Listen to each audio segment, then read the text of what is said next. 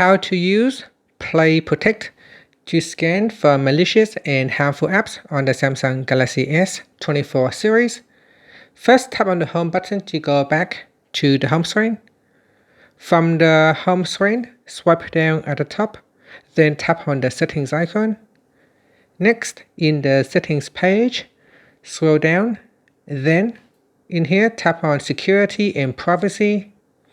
After, we scroll down and tap on app security, and then tap on Google Play Protect, and then tap on the scan button, and give it some time for your phone to scan apps on your device. Depending on how many apps you have installed, just tap on the scan button and it will go through all the apps on your phone and will scan to see if there are any harmful apps on your phone.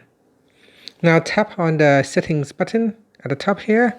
Will take you to the Play Protect settings. In here, you can turn on scan apps with Play Protect. Play Protect can scan this device and warn you about harmful apps.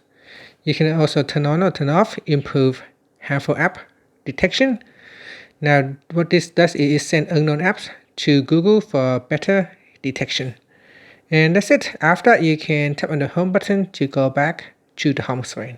Thank you for watching this video. Please like, leave a comment, and subscribe to my channel for more videos.